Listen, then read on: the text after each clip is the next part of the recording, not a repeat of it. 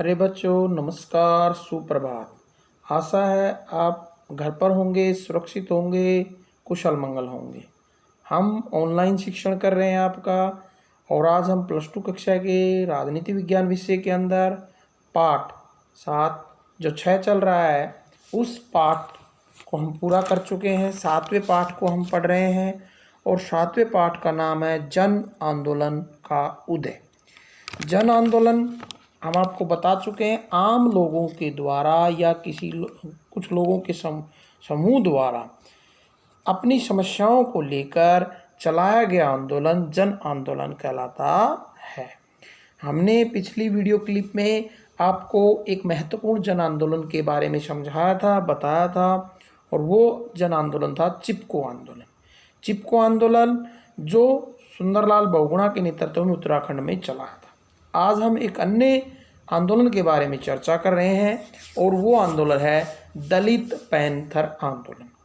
दलित panthers आंदोलन जो कि दक्षिण भारत में महाराष्ट्र राज्य में आरंभ किया गया था। इस आंदोलन को जाति आधारित असमानता के खिलाफ महाराष्ट्र में झुग्गी बस्तियों में रहने वाले युवाओं द्वारा शुरू किया गया था। यह आंदोलन 1972 में शुरू हुआ, जिसमें मुख्य रूप से शिक्षित युवा वर्ग शामिल था, और इस आंदोलन को के नेतृत्व दलित पैंथर्स नामक एक संगठन ने किया। यह संगठन युवाओं के द्वारा, जो झुग्गी बस्तियों में रहते थे, उनके द्वारा ये संगठन बनाया गया।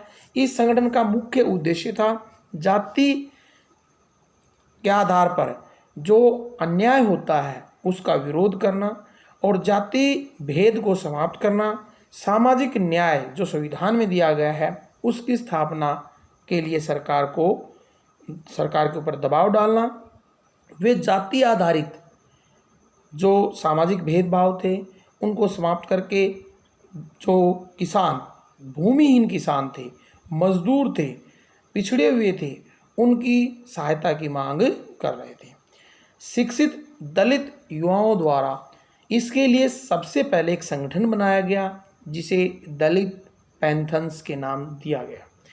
इनकी प्रमुख मांगें थी कि जो समाज में जाति आधारित भेदभाव है वो समाप्त होना चाहिए, अन्याय समाप्त होना चाहिए। दूसरा, आरक्षण कानून व सामाजिक न्याय कानूनों को व्यवहारिक रूप में लागू किया जाए।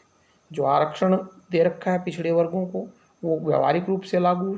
सामाजिक जो अन्याय होता उनके साथ, वो निबंध होना चाहिए।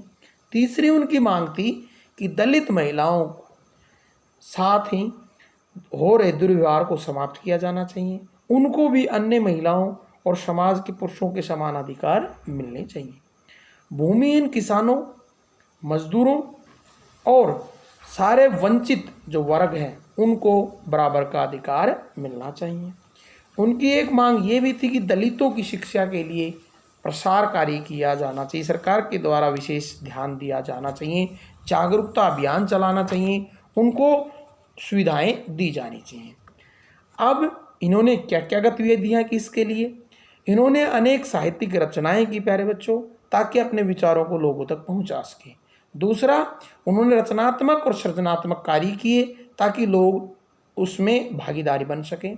दलित युवाओं को आगे बढ़कर अत्याचारों का विरोध करने के लिए प्रेरित किया उन्होंने। अब यह आंदोलन तेज हुआ तो इसके बाद इसके परिणाम भी निकले।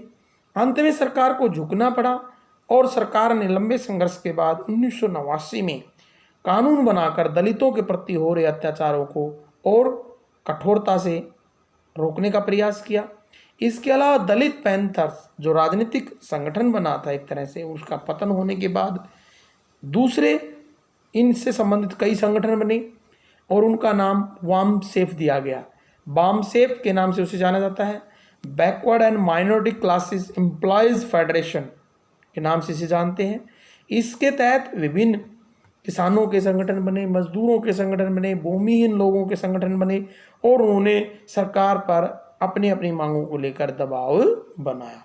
तो ये था दलित पैंथर आंदोलन, जो महाराष्ट्र में 1972 में आरंभ हुआ, और इससे समाज में अनेक सामाजिक जागरूकता आई।